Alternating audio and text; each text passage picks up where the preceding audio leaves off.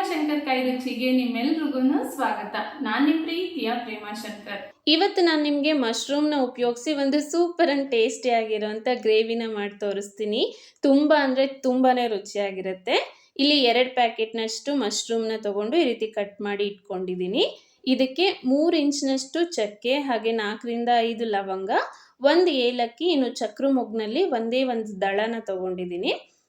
ಇದ್ರ ಜೊತೆಗೆ 2 ಈರುಳ್ಳಿ, 1 ಟೊಮ್ಯಾಟೊ, 3ರಿಂದ 4 ಹಸಿಮೆಣಸಿನ್ಕಾಯಿನ ಚಿಕ್ಕದಾಗಿ ಕಟ್ ಮಾಡಿ ಇಟ್ಕೊಂಡಿದ್ದೀನಿ.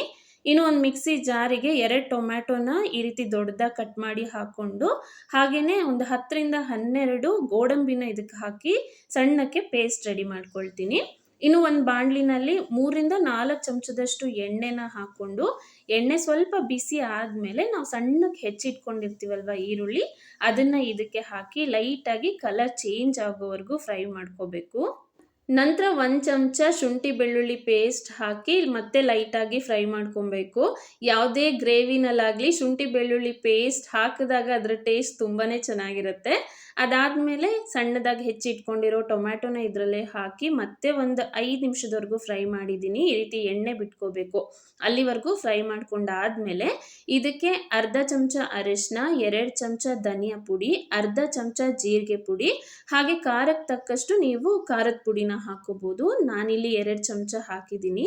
ಇದೆಲ್ಲ ಹಾಕಿದ್ಮೇಲೆ ಮತ್ತೆ ಲೈಟಾಗಿ ಅದನ್ನು ಫ್ರೈ ಮಾಡಿಕೊಂಡು, ನಾವು ಟೊಮ್ಯಾಟೊ ಮತ್ತು ಗೋಡಂಬಿನ ಹಾಕಿ ಪೇಸ್ಟ್ ಮಾಡಿದ್ವಲ್ವ, ಅದನ್ನು ಇದಕ್ಕೆ ಹಾಕಿ ನೀರು ನಿಮಗೆ ನೋಡಿಕೊಂಡು ಎಷ್ಟು ಬೇಕಾಗುತ್ತೋ ಅಷ್ಟು ನೀರನ್ನು ಹಾಕಿ ಚೆನ್ನಾಗಿ ಇದನ್ನು ಫ್ರೈ ಮಾಡಬೇಕು. ಫಸ್ಟ್ ನಾವು ಟೊಮ್ಯಾಟೊ ಹಾಕಿದಾಗ ಹೇಗೆ ಎಣ್ಣೆ ಬಿಡೋವರೆಗೂ ಫ್ರೈ ಮಾಡಿದ್ವೋ, ಈ ಟೊಮ್ಯಾಟೊ ಪೇಸ್ಟನ್ನು ಹಾಕಿದ್ಮೇಲೂ ಕೂಡ ಈ ರೀತಿ ಎಣ್ಣೆ ಬಿಡೋವರೆಗೂ ಇದನ್ನು ಚೆನ್ನಾಗಿ ಫ್ರೈ ಮಾಡಬೇಕು.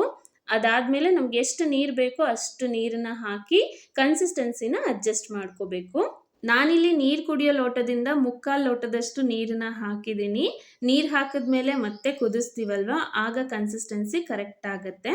ಹಾಗೆ ರುಚಿಗೆ ತಕ್ಕಷ್ಟು ಉಪ್ಪನ್ನ ಹಾಕಿ 1-2 ಕುದಿ ಬರೋವರೆಗೂ ಚೆನ್ನಾಗಿ ಇದನ್ನು ಕುದಿಸ್ಬೇಕು. ನಾನಿಲ್ಲಿ ಲಿಡ್ನ ಕ್ಲೋಸ್ ಮಾಡಿ 2 ಕುದಿ ಬರೋವರೆಗೂ ಚೆನ್ನಾಗಿ ಕುದಿಸ್ಕೊಂಡಿದ್ದೀನಿ.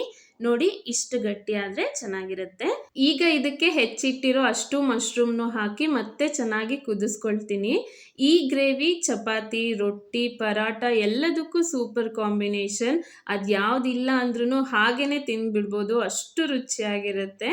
ಸೊ ಈಗ ಇದು ಚೆನ್ನಾಗಿ ಕುದ್ದಿದೆ ಅಲ್ವಾ, ಇದಕ್ಕೆ ನಾವು ಸ್ಟಾರ್ಟಿಂಗಲ್ಲೇ ಚಕ್ಕೆ, ಲವಂಗ, ಏಲಕ್ಕಿ ಮತ್ತು ಚಕ್ರ ಮೊಗ್ಗನ್ನ ಹಾಕಿ ಪುಡಿ ಮಾಡಿ ಇಟ್ಕೊಂಡಿದ್ವಲ್ವ, ಆ ಪುಡಿನ ಇದಕ್ಕೆ ಹಾಕಿ ಮೇಲ್ಗಡೆ ಹೆಚ್ಚಿಟ್ಟಿರೋಂಥ ಕೊತ್ತಂಬರಿನ ಹಾಕ್ತಾ ಇದ್ದೀನಿ. ಸೊ ಇದಿಷ್ಟೆಲ್ಲ ಹಾಕಿದ್ಮೇಲೆ ನಿಮಗೆ ಆಪ್ಷನಲ್ ಬೇಕು ಅಂದರೆ ಹಸಿರು ಮೆಣಸಿನ್ಕಾಯಿನ ಈ ರೀತಿ ಕಟ್ ಮಾಡಿ ಹಾಕೋಬೋದು. ನಾನಿಲ್ಲಿ ಹಾಕಿದ್ದೀನಿ ರುಚಿ ಚೆನ್ನಾಗಿರುತ್ತೆ ಅಂತ ಹೇಳಿ. ಇದಿಷ್ಟನ್ನ ಹಾಕಿ 2 ನಿಮಿಷ ಚೆನ್ನಾಗಿ ಕುದಿಸ್ಬಿಟ್ರೆ ನಮ್ಮ ರುಚಿಯಾಗಿರೋಂಥ super and tasty mushroom gravy ಹೋಟೆಲ್ಗಿಂತನೂ ರುಚಿಯಾಗಿ ಮನೆಯಲ್ಲೇ ರೆಡಿ ಆಗುತ್ತೆ. ಇದನ್ನ ಮಾಡ್ತಾನೆ ಮನೆ ತುಂಬ ಎಷ್ಟು ಚೆನ್ನಾಗಿ ಘಮ ಬರ್ತಾ ಇದೆ ಗೊತ್ತಾ. ನೋಡ್ತಾ ಇದ್ರೇನೆ ಬಾಯಲ್ಲಿ ನೀರು ಬರಬೇಕು, ಅಷ್ಟು ರುಚಿಯಾಗಿರುತ್ತೆ ಈ ಮಶ್ರೂಮ್ ಗ್ರೇವಿ. ಒಂದ್ಸರಿ ನೀವು ಈ ಮಶ್ರೂಮ್ ಗ್ರೇವಿನ ಮನೆಯಲ್ಲಿ ಮಾಡ್ಕೊಂಡು ನೋಡಿ.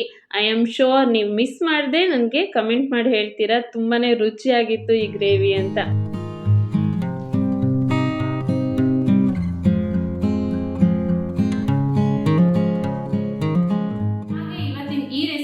ನಿಮಗೆ ಇಷ್ಟ ಆಗಿದ್ರೆ ಲೈಕ್ ಮಾಡಿ. ಇನ್ನು ಫಸ್ಟ್ ಟೈಮ್ ನೀವು ಈ ಚಾನಲ್ ವಿಡಿಯೋ ನೋಡ್ತಾ ಇದ್ರೆ ಪ್ಲೀಸ್ ಚಾನಲ್ ಅನ್ನ ಸಬ್ಸ್ಕ್ರೈಬ್ ಮಾಡಿಕೊಂಡು ಅದ್ರ ಪಕ್ಕದಲ್ಲಿರುವಂತ ಬೆಲ್ ಐಕಾನ್ ಕೂಡ ಕ್ಲಿಕ್ ಮಾಡಿ. ಹಾಗೆ ನಿಮ್ಮ ಫ್ರೆಂಡ್ಸ್ ಮತ್ತೆ ಫ್ಯಾಮಿಲಿ ಮೆಂಬರ್ಸ್ ಜೊತೆಗೂ ಕೂಡ ಈ ವಿಡಿಯೋನ ಶೇರ್ ಮಾಡಿ, ಅವ್ರಿಗೂ ಕೂಡ ಈ ರೆಸಿಪಿ ಇಷ್ಟ ಆಗ್ಬೋದು. ಸಿಗ್ತೀನಿ ಮತ್ತೊಂದು ಹೊಸ ರುಚಿ ಜೊತೆ. ಅಲ್ಲಿವರೆಗೂ ಪ್ರೀತಿಯಿಂದ ಖುಷಿಯಾಗಿ ಅಡುಗೆ ಮಾಡ್ತಾ ಇರಿ. ಖಂಡಿತವಾಗ್ಲೂ ಎಲ್ರಿಗೂ ಇಷ್ಟ ಆಗುತ್ತೆ. ಬಾಯ್ ಬಾಯ್.